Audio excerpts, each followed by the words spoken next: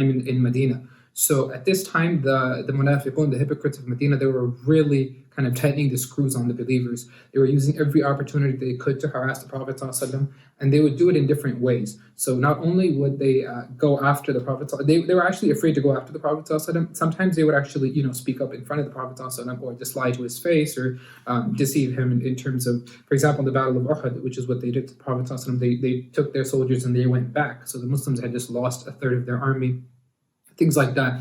Sometimes they would start projects, construction projects and things like that, which were actually, on the outside, they might look like, this was something beneficial for the Muslims and believers, but on the inside, they had ulterior motives. For example, they built a false masjid. Allah subhanahu wa ta'ala calls it Masjid al-Dirar. This is known as the incident of Dirar, and where the munafiqun actually built a fake masjid. And they had done it as a means of, this was like their headquarters, so where they could have their covert meetings. They couldn't do it in Medina because they were afraid that, the real believers would find out that they were plotting against them. So they decided to have it outside of Medina. And then they wanted the Prophet ﷺ to actually pray in that masjid as a means of legitimizing that masjid.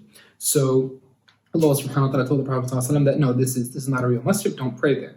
And so events like this, right, they had different methods and different techniques which they would employ in an effort to hurt the Muslims in the Islamic cause as best that they could. Now, one of the most significant attacks that they had laid against the Prophet ﷺ and against the believers was a slander against Aisha radiallahu anha. So it was our mother Aisha radiallahu anha, the most beloved person to the Prophet ﷺ. They actually accused her of infidelity. And this was an absolutely egregious claim and a completely false statement that they had made against Aisha radiallahu anha. And the event essentially was that the Muslims were returning from Bani Mustaliq, which they had set up for, and the munafiqun were with them, the hypocrites were with them.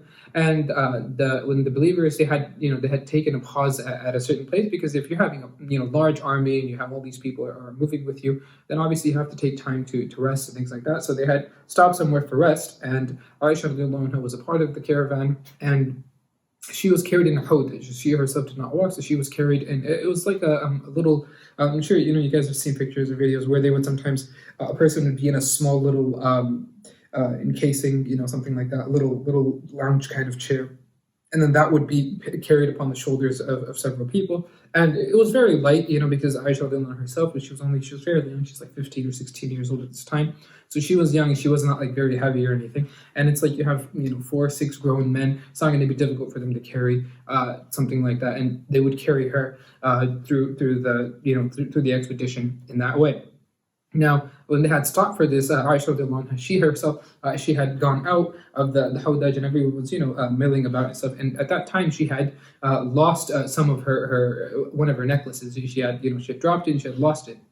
So she had Aisha radiallahu anha, she had, they had placed the hawdaj down, and then the Sahaba dispersed, and everyone was doing their own thing. And Aisha radiallahu anha was outside of the hawdaj, and she was, off doing something else.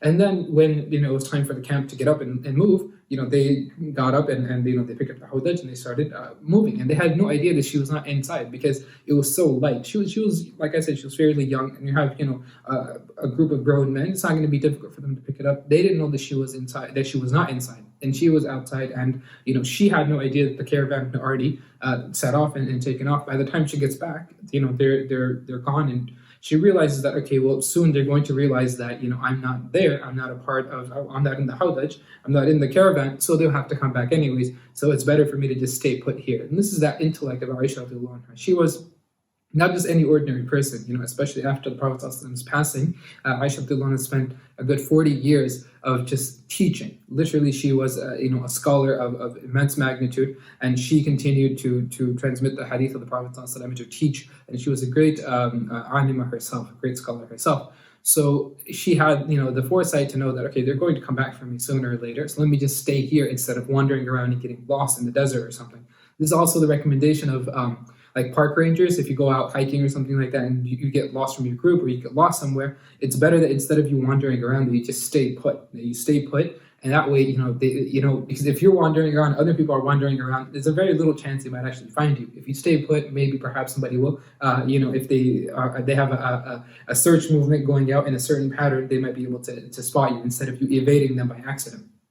Anyways, eventually they realized that, oh, she's not here. And what happened was that there was one other Sahabi who was also there and who was following from the rear. So he was further back out, and then when he was coming, he sees Aisha radiallahu anha, she is resting. So he sees her from far away, and he notices that it's her right away. He immediately lowers his gaze, and then he calls out to her, and right away, he allows her to get on the camel and begin moving towards the city, and he guides the camel, and he never even looks back at her. He just knows that it's Aisha radiallahu anha. He's able to recognize from a distance that this is al-Mu'mineen, and so he assists her and helps her to get back into the town. And this incident occurred, and right away the munafiqun jumped on this. They jumped on this and they said that, oh, definitely.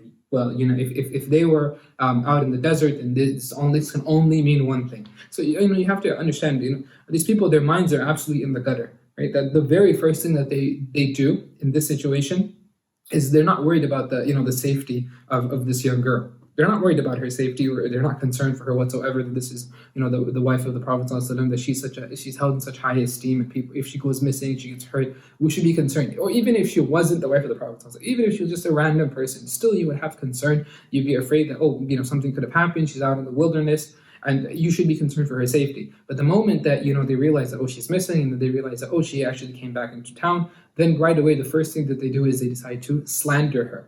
This is it goes to show that this is people who are absolutely sick to their core. No wonder Allah subhanahu wa ta'ala has such a severe punishment in store for them. No wonder Allah subhanahu wa ta'ala says they are in the lowest rung of hellfire. They are in the lowest rung of hellfire. Because they know what the truth is, and they actively deny the truth, and then they actually go and make up lies against the truth, and try to attack the Prophet ﷺ by means of attacking his own family.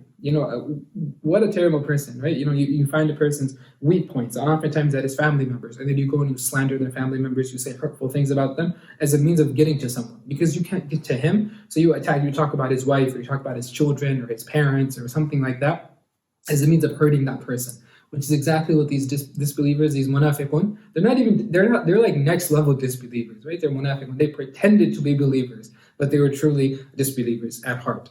So Allah subhanahu wa ta'ala, he narrates for us, that incident in this surah by means of giving us ahkam, by means of giving us rulings. That, if an accusation is leveled against someone in terms of infidelity, or in regards to infidelity, in regards to, sexual promiscuity, things like that, how do we as an Islamic state, how does our society deal with that? What are the legal repercussions? What are the societal repercussions of that? What are we supposed to do? Allah subhanahu wa ta'ala, He delineates all of these rulings in this surah in particular. And I don't want to get lost in all of the weeds, because if we get started on that, there's a lot of scope for interpretation, a lot of scope for debate and things like that. However, to conclude with the story, this incident went on for about a month. And many people got trapped up in it, even actual believers, true believers. We know that the munafiqun were actively, they were working together to spread this lie. But even some of the believers, they found themselves roped into this, because, some of that doubt entered into their minds, because they thought, what if? So just that what if, it entered into their mind. And as a result, Allah subhanahu wa ta'ala says that, he calls out those people as well in this surah, not by name, but by saying that, those of you who had kind of been deceived, you had fallen into that propaganda, you had kind of, agreed to that sentiment, even to a small degree. Allah subhanahu wa ta'ala says that had it not been for Allah's mercy and His benefits and blessings, He would have punished you, but He had let it go, because He knows that deep down, you are true believers. These people are not. You just kind of got caught up in all of that. So after a month or so, Allah subhanahu wa ta'ala, Nabi Sallallahu himself did, of course, Nabi Sallallahu himself, he thought the best for his wife, and he wanted the best for his wife, but everyone, and again, this was the talk of the town. Aisha radiallahu anha herself, she had, confided herself to a room, and she refused to even go out in public when she heard about what happened. She was struck with grief and sadness, because who wouldn't be? Who wouldn't be if someone is saying these kinds of terrible things about you, and spreading this gossip and slander, especially when it's completely untrue and unfounded, has absolutely no basis in reality, then obviously, it's going to hurt someone deeply. And she's a young girl, but she withstood this. She stayed away from society, and she stayed within the confines of her home. And Nabi Sallallahu Alaihi Wasallam would go and visit her. And then finally, after so much of this trial and tribulation, Allah Subhanahu wa Taala, He reveals verses where He gives the bara'ah, He gives exoneration of Aisha radiallahu anha from all of these claims of this falsehood. And you wonder, why didn't Allah subhanahu wa ta'ala do it right away? Because again, by means of this incident, no matter how much of a terrible incident it was, there's a lot of actual benefits that come out of it. And Allah subhanahu wa ta'ala even tells us, he subhanahu wa ta'ala, he says in the 11th verse, he says, إِنَّ الَّذِينَ جَاءُوا بِالْإِفْكِ أُصْبَةٌ مِّنْكُمْ لَا تَحْسَبُهُ شَرًّا لَكُمْ. Allah subhanahu wa ta'ala, he says that indeed those who came with the ifk is that slander, who came with the slander, from amongst you. So he subhanahu wa ta'ala is talking about the actual believers, not the munafiqun. He says the believers from amongst you who came with this, as in they kind of got caught up in this propaganda. لَا تَحْسَبُهُ شَرًّا لَكُمْ. Don't consider it evil. Don't consider it a bad thing that happened to you. Which is right away you might think, oh, this was a terrible incident. And definitely in the sense that it was a painful incident, we agree. We agree that it was a painful incident that occurred. But there are benefits that we can derive from it. And Allah subhanahu wa ta'ala tells us to look at that silver lining. Look for that silver lining. بَلْ هُوَ خَيْرٌ لَكُمْ. Allah subhanahu wa ta'ala says, say rather, it is better for you. There's actually goodness in it for you. لِكُلِّ امْرِئٍ مِّنْهُمْ مَكْتَسَبَ مِنَ الْإِثْمِ. For every one of you, from amongst you, the men and women who got involved in this in terms of believers, you will have whatever sin you accrued from that. Definitely you will have that sin. Allah subhanahu wa ta'ala says, وَالَّذِي تَوَلَّى كِبْرَهُ مِنْهُمْ لَهُ عَذَابٌ عَظِيمٌ. However, as for those who,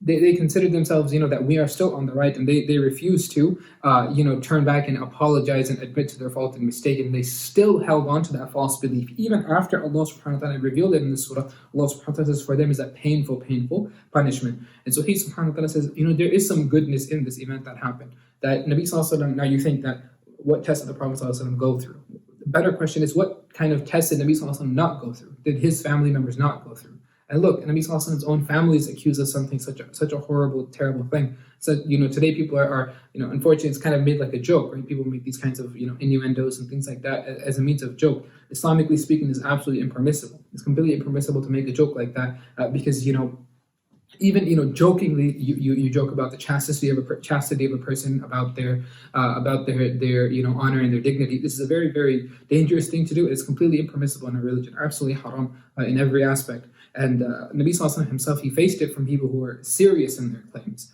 So then, Nabi Sallallahu Alaihi Wasallam, he showed sabr, and his wife, she had sabr as well. So did her family. So did the other believers who were struck in this, because they were themselves very much distraught. They were distraught to see the Prophet Sallallahu Alaihi Wasallam is distraught, to see that their mother is distraught. If you and I, if somebody accuses وَنَعُوذُ بِاللَّهِ مِنْ ذَلِكَ, someone from our family of something like that, especially our parents, our mother, then what would our feelings be? So that is exactly how we should take when Aisha radiallahu anha, when any of the ummahatul mu'minin, any of the mothers of the believers, anyone says even just one bad word about them, we should become, we should definitely have our emotions should definitely get riled up. We can't take that lying down, absolutely not. The believers, when they heard someone speaking like this about Aisha radiallahu anha, they became very distraught, very angry. And Allah subhanahu wa ta'ala, He revealed in this surah, He revealed complete exoneration of any of these claims, and He said that no, she is absolutely pure and free from any of these horrendous things that they are saying, as is the Sahabi, as is that other Sahabi they had accused as well, that he himself has never done anything like this, and he was a good man. He's a good man, and he had never done anything like this. And there's a lot of lessons that can be taken out of this. However, this is just some of the context behind this, and this is I only shared this hadith in brief, very brief. But this is a very, very famous hadith. It's narrated in Bukhari, and Aisha radiallahu anha herself narrates it. And if you read it, especially the Arabic, you will really see the personality of Aisha radiallahu anha really just shine very, very brightly through the hadith, and it's remarkable to see her, al-Mu'mineen, to see the mother of the believers, our mother Aisha radiallahu anha speaking to that hadith. Wallahi, it's something else. It's really something else. So I would highly recommend that we, inshallah, read it when time permits. So, given that this event itself, it really it touches on kind of sensitive subjects. For example, things like sexual promiscuity and slander, gossip, accusations, or how do you deal with accusations, true accusations, false accusations, how many witnesses do you need, not need, all kinds of things. Allah subhanahu wa ta'ala really addresses that by way of the surah. Now, unfortunately, people try to misuse some of the very verses that we have in our book, and they try to misuse the hudud of Allah subhanahu wa ta'ala, the boundaries that Allah subhanahu wa ta'ala has set, and the punishments that Allah subhanahu wa ta'ala has definitely decreed for anyone who transgresses these bounds. However, it's very simple to refute some of these absurd claims that people make. They say that, oh, your religion says you stone people to death and lash them to death. It's absurd. It's absurd. There's no point in Islamic history where the shurut, the conditions for testimony against zina have been met. Okay, where where the actual punishment or the actual rajam, the actual stoning to death of a person has actually been met. At least nothing that I'm aware of or I'm knowledgeable of in regards to four people coming forward and meeting all of the conditions and the criteria of that actual sin taking place and coming in front of a judge and then the judge enacting that punishment upon the guilty parties. There's absolutely no incident, as far as I'm aware, of that occurring. Now, definitely during the time of the Prophet ﷺ, there was a man and there was a woman separately who came on different times to the Prophet ﷺ, and they themselves attested against themselves. They gave testimony against themselves. That's a different thing where a person comes forward and says, I did this, I did this, I did this, and they repeatedly do it. And they repeatedly come forward and say that I committed this crime, I committed this crime. The person constantly does so. And in that case, they obligate the Prophet ﷺ. Nabi ﷺ doesn't have a choice. What can he say? That, oh, you did the horrible sin? It's okay, no problem. Continue going into it. Nabi ﷺ himself, his hand was forced and he was upset at the Sahaba that, how can you let this person come in and literally force my hand to punish him? It's not something that I wanted to do, but Allah has, stipulated me as the lawmaker and as the one who executes the law on behalf of Allah subhanahu wa ta'ala. But in terms of, the actual, accounting and testimony and coming forward in court and saying that, oh, this person did this, and then you have four witnesses and they actually saw the event and, the people are trustworthy and knowledgeable and pious and everything. No such event like that. And I know that, we've heard and read stories of this happening in villages and things like that where people go and stone people to death. This is absurd. It's absolutely absurd. It's completely haram to do something like this because this is supposed to be done, with the jurisprudence of an actual mufti under an actual, qadi, under a judge, Islamic judge. And this is, it requires very, very, very difficult, stringent conditions to be met. Okay, honestly, and I would highly recommend that, if you're curious about it, go ahead and read about it, but it's almost impossible, next to impossible. So for the most part, these punishments, the severity of the punishments serve as deterrents, for the most part. That doesn't mean that we don't enact the punishments in an Islamic state, an Islamic country where we have our own, government and we have our own way of life and everything like that. If it actually befits and that's what's necessary, then yes, the appropriate punishments and the hudud are enacted. However, there is no place like that in the world today. There's no place like that in the world, and there hasn't been for quite some time anyways.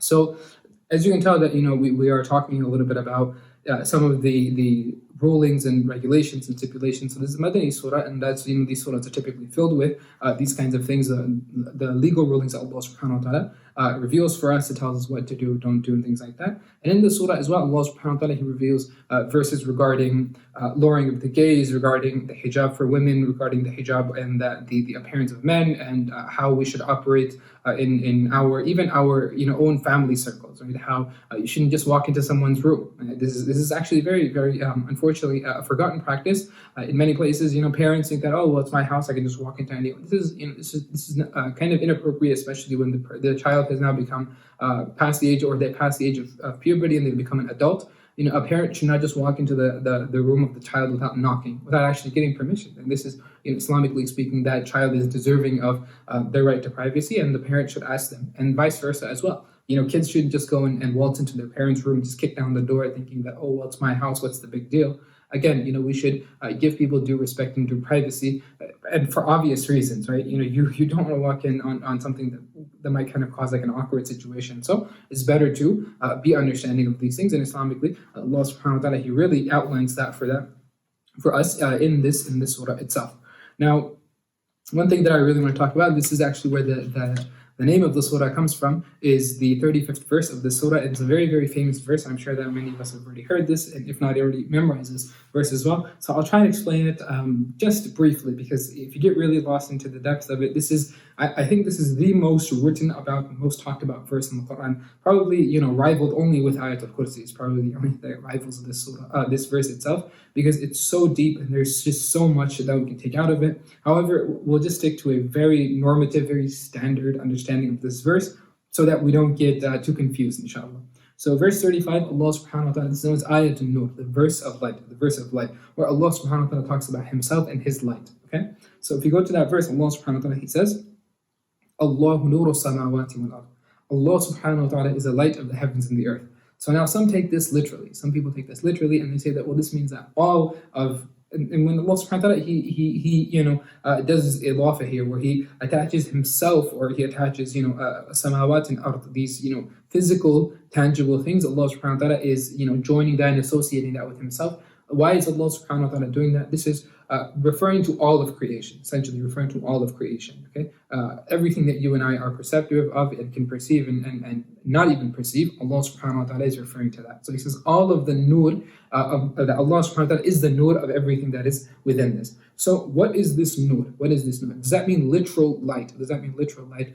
And most scholars say that no, this is not literal light of Allah subhanahu wa ta'ala. However, nur here, it refers to hidayah, it refers to guidance.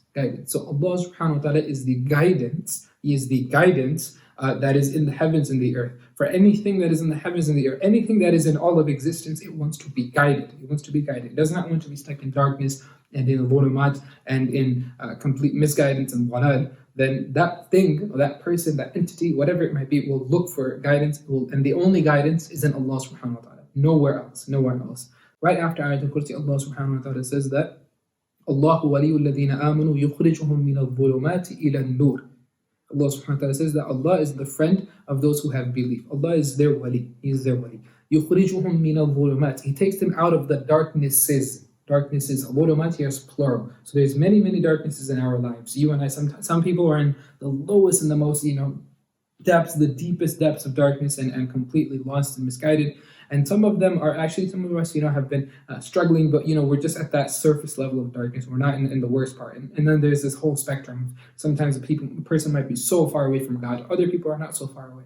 But Allah subhanahu wa ta'ala says, He is the one, yukhrijuhum, He takes them out of min al-dhulumat. From all of these levels and layers of darkness, Allah takes them all out.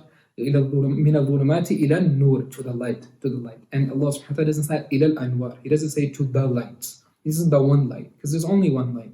What is that light? Allah subhanahu wa ta'ala himself tells us in this verse right here, Allahu nur as-samawati wal ard. Allah is the light of the heavens and the earth. So He takes them out of that darkness and He brings them to Allah.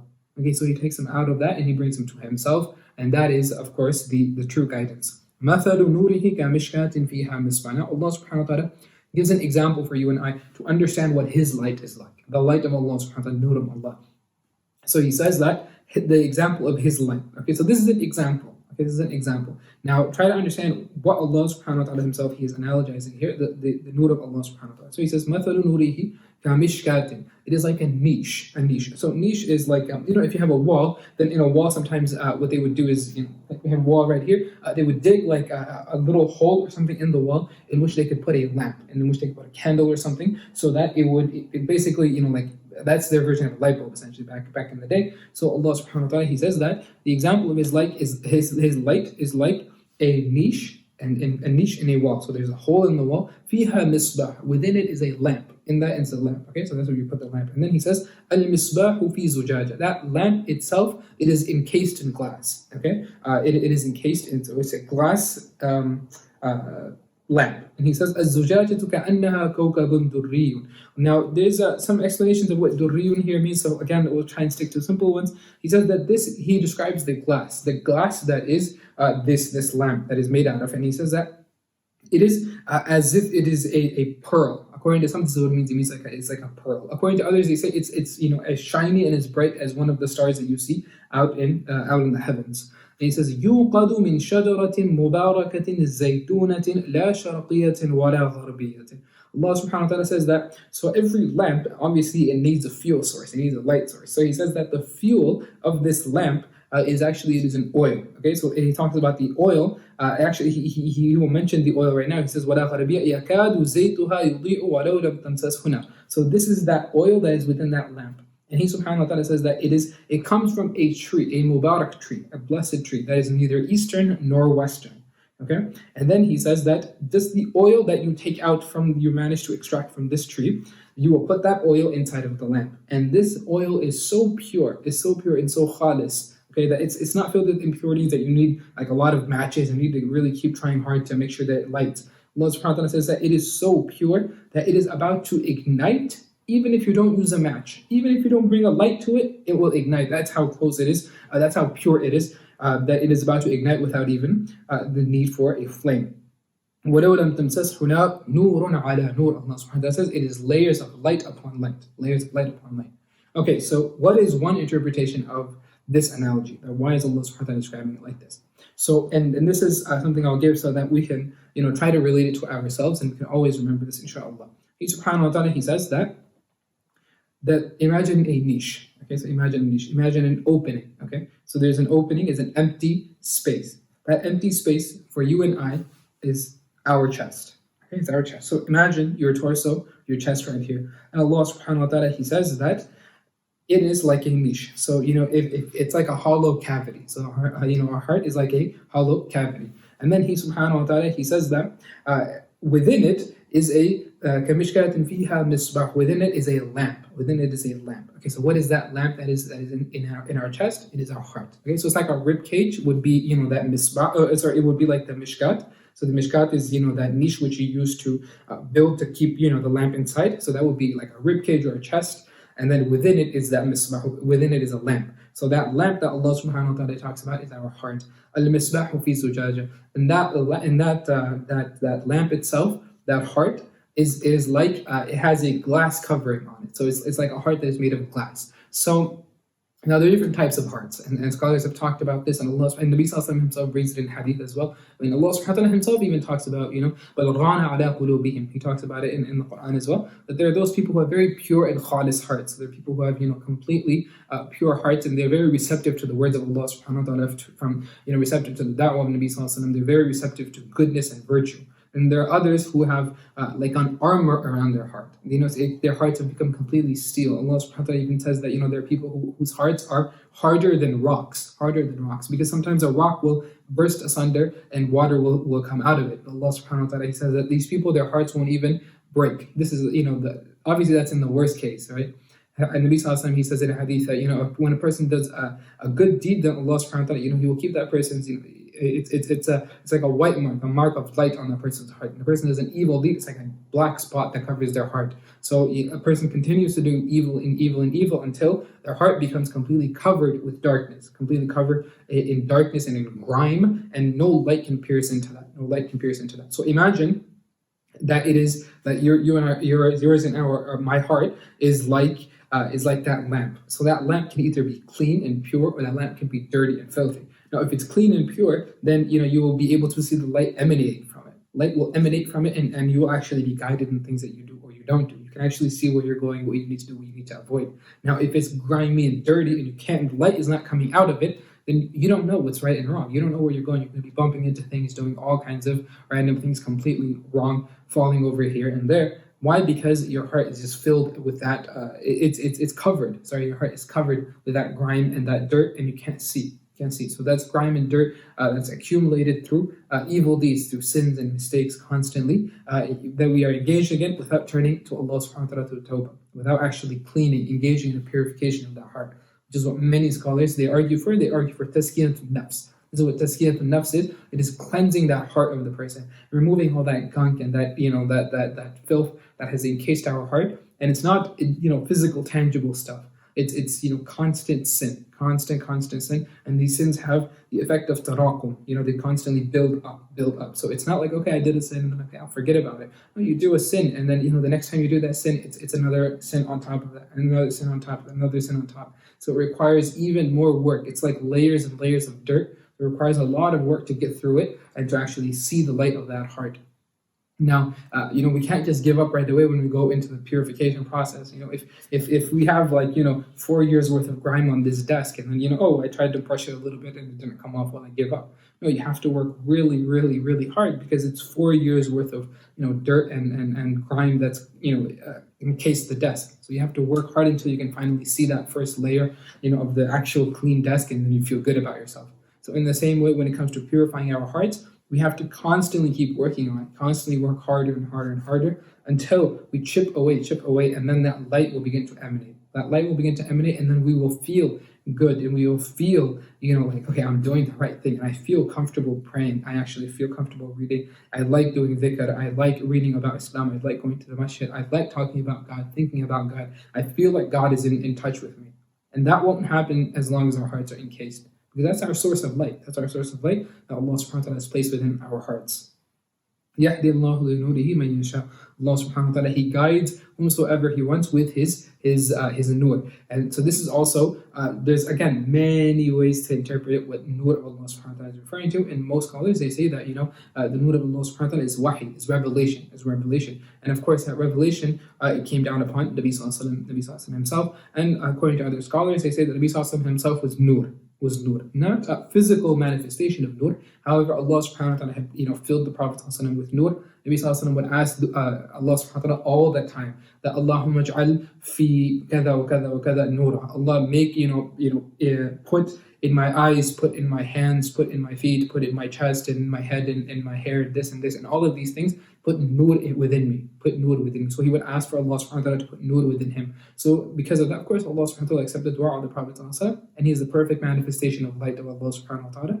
So it refers to the Quran itself has also been called nur. The Quran itself has also been called nur. But all of these things, if you condense all of them and you put them all together, then at the end of the day, it refers to the guidance from Allah subhanahu wa ta'ala. That all of these are a form of guidance. Wahi is a form of guidance for you and I. The Prophet ﷺ was sent as a walking, talking, human being of guidance, right? You just follow him, that's the right way. Nabi ﷺ left for us the Quran and the Sunnah. Both of these are also forms of guidance. And that's why Allah subhanahu wa ta'ala says, Nurun ala nur, light upon light. So all of these things are just more and more levels of light for us. The Quran, the Sunnah of the Prophet ﷺ, the Seerah of the Prophet ﷺ, what did the Sahaba do after the Prophet ﷺ, how did they follow the Seerah of the Prophet ﷺ. All of these things are means of guidance for us, And then of course, but at the end of the day, even if you have a flashlight in your hand, that doesn't necessarily mean you're going to know where you're going or you're going the right way. So Allah subhanahu wa ta'ala says, يَهْدِي اللَّهُ لِنُورِهِ مَن يَشَاءُ. Allah guides whomsoever He wishes with His light.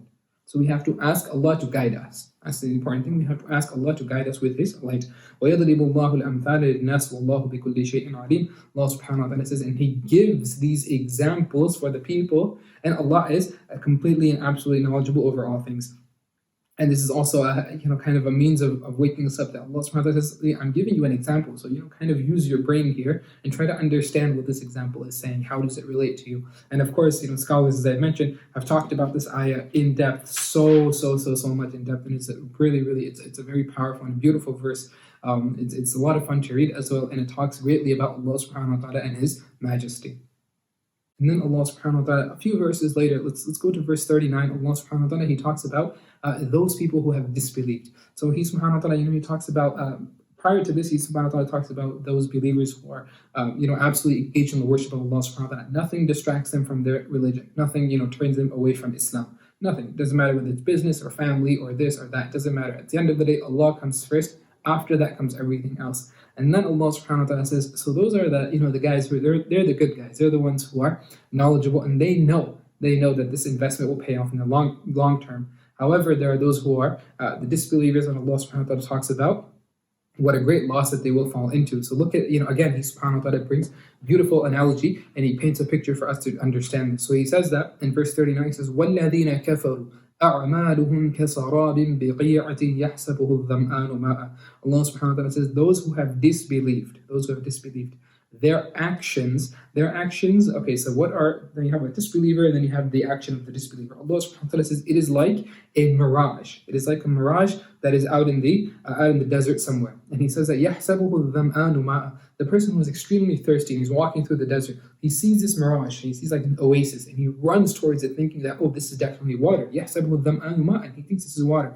حَتَّى إِذَا جَاءَهُ لَمْ يَجِدْهُ شَيْئًا. Until he gets there and he realizes, it's nothing. I was just seeing stuff. I'm just completely hallucinating. وَوَجَدَ اللَّهَ عِنْدَهُ. And then what does he find? Rather, he finds Allah subhanahu wa ta'ala. Now, of course, not literally Allah subhanahu wa ta'ala, but he finds the hisab of Allah. That right away when he gets there, and then he realizes that, this wasn't what I thought it was. Rather, it's God taking me to account. فَوَفَّاهُ حِسَابًا. So Allah subhanahu wa ta'ala gives him what he deserves right there.